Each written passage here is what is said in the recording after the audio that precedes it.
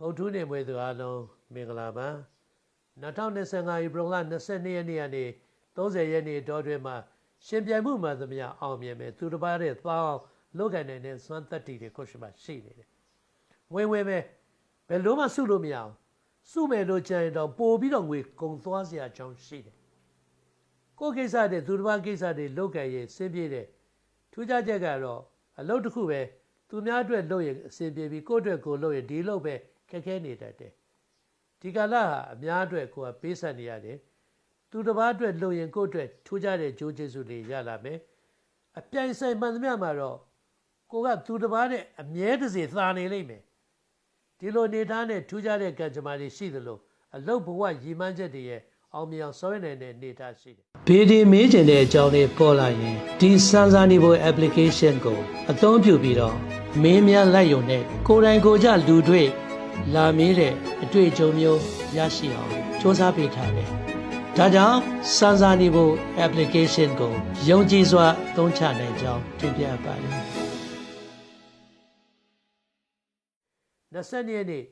အဲ့ဒီနေ့အထူးကောင်းတဲ့နေ့ဖြစ်တယ်ကိုလို့သမျှလည်းအဆင်ပြေမယ်ဒဏသိတိနက္ခစမ်းရှင်တဲ့နေ့လည်းဖြစ်တယ်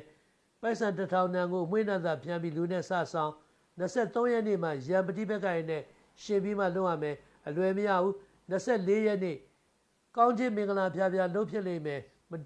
ရည်ရွယ်ပဲလူတန်းဖြစ်လိမ့်မယ်25ရက်နေ့မှာအိမ်မက်မဲ့ရင်တွေးရင်ထင်မှန်တတ်တယ်ထူးခြားတဲ့အတိတ်နမိတ်ကောင်းတွေရလိမ့်မယ်အရာဝေးရကောင်းသောသတင်းစကားကြုံမယ်26ရက်နေ့လက်ပွင့်ကံပွင့်ခြင်းလိုရာပြည့်စုံခြင်းကြုံမယ်29ရက်နေ့ရန်တိုက်ကန်နဲ့ရှင်ပြီးလောက်ရမယ်28ရက်နေ့အရေးပါတဲ့ဆုံးဖြတ်ချက်ချမှတ်ရမယ်မတော်တဆနေဂုဆက်ရမယ်အနောက်တောင်ရောက်ကိုတည်သွားစရာနေရှိတတ်တယ်မနေ့9နိုင်နဲ့10နိုင်ခွဲကြအသွားလာနေထိုင်ဂုဆက်ရမယ်29ရက်နေ့ကတော့အလုံးစုံကံမြင်မာခြင်းနဲ့တိုးတက်ခြင်းနှစ်သာရတွေပြန်လည်ပေါ်တွန်းတယ်30ရက်နေ့ကြံတိုင်းအောင်ဆောင်တိုင်းမြောက်လုံတိုင်းထုံးပေါက်လိမ့်မယ်ဧပြီ28 29 30 3ရက်ကောင်းစေးကောင်းရှုံပြုရင်ထူးထူးခြားခြားကောင်းခြင်းကံနဲ့အစဉ်ပြေခြင်းတွေကိုရရှိမယ်တနင်္လာနေ့သောကြာနေ့စနေနေ့မွေးသူတွေကိုကောင်းကျိုးပေးတယ်တနင်္ဂနွေဗုဒ္ဓနေ့မွေးသူတွေဒုက္ခပေးလိမ့်မယ်4 6 9ကဏ္ဍအကျိုးပေးတယ်အညိုရောင်အပြာရောင်မိခိုးရောင်ကိုသုံးပြီးတော့အလိုရှိရာကိစ္စတွေဆောင်ရွက်နိုင်တယ်ကောင်းခြင်းကံကြမ္မာနဲ့တိုးတက်ခြင်းများရှိစေရလို့ငါနေအနီးပါးမှရှိတဲ့အသက်အရွယ်ကြီးရင်သူတို့ကိုမျက်နှာသို့ဘွာအဖြူရောင်လေးတွေလှူဒန်းပြီးတော့ကုသိုလ်ကောင်းမှုပြုလိုက်ပါကျေးဇူးတင်ပါတယ်